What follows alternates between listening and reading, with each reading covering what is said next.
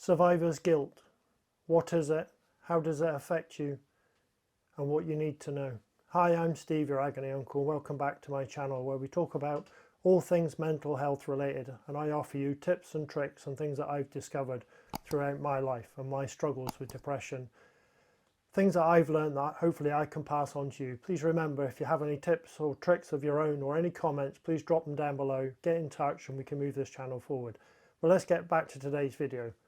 Guilt syndrome. What is it? Feelings of guilt after a major life event. Particularly today, I'm going to talk about suicide and death. But you could also have guilty feelings after a car crash that you survive, a life-threatening illness that you survive, even COVID-19 and you survive. These feelings are quite normal, but they can be quite overwhelming. So I'm just going to give you a couple of brief stories of how guilt syndrome has affected people in my life. First of all, a mother whose daughter was living in Ireland and phoned home on a Sunday afternoon, and the call got cut off. They had a brief conversation, but the call got disconnected. And normally the mother would have phoned her daughter back, but on this Sunday she didn't, for whatever reason. And sadly, just a couple of weeks later, her daughter passed away in her sleep. That mother has suffered with feelings of guilt that she should have phoned back. She should have said one last time that she loved her daughter, but because the call got cut off, she didn't. The same person had a visit from a close friend of hers, and when she was leaving, the friend said goodbye. It wasn't until after her friend had left that she thought, that's strange. She never says goodbye. She always says, I'll see you later. Sadly, just 2 weeks later, that friend took her own life. Another story of a young lady who went for an early morning swim in the sea with her friends, a cold dip. And as she waved her friends goodbye, she said to them, I'm just going to go back to the house and do some meditation and maybe some yoga.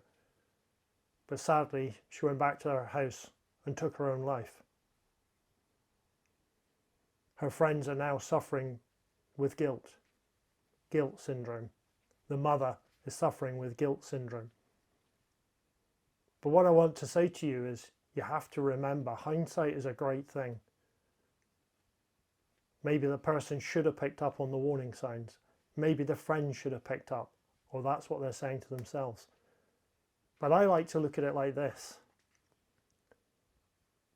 Who you were before the event, before what happened, is different to who you are now.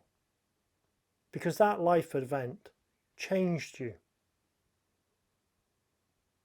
You're not the same person as you were before. How could you be? You've just been through bereavement. A friend has just committed suicide.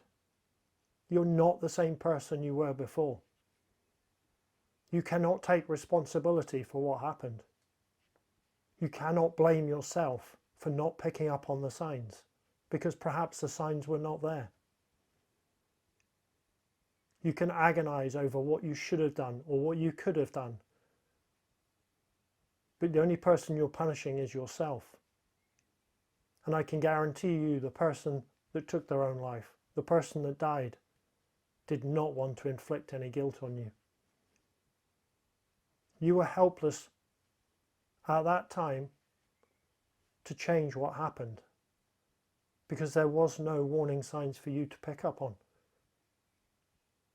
So please stop feeling guilty and remember, you are a different person than you were before. You may not feel it, you may not realize it, but how could you not be different because of what happened? You hadn't experienced it before the event,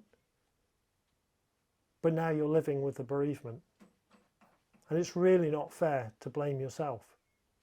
It's really not fair to feel guilty of why you survived and why you couldn't stop what happened.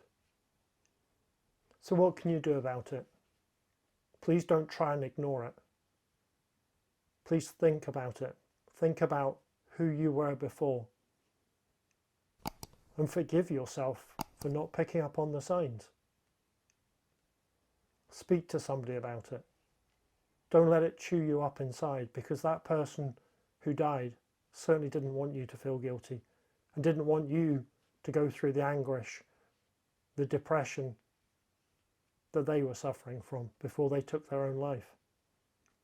They wouldn't want to inflict any of that pain on you. In fact, they felt like they were a burden to their friends and their family. And they wanted to stop being a burden. So they wouldn't want you to feel like this. And you have nothing to feel guilty about. Please speak to somebody about it, talk it through, but really try and understand that that life event has changed you, and there is absolutely no reason to blame yourself. I hope this just helps somebody to think about what they're feeling, to understand that it's perfectly normal, but you're really not being fair on yourself. Please try and move on and stop feeling guilty. Thank you for joining me, and as always, please take some time to look after yourself. Otherwise you can't look after anybody else. Till next week.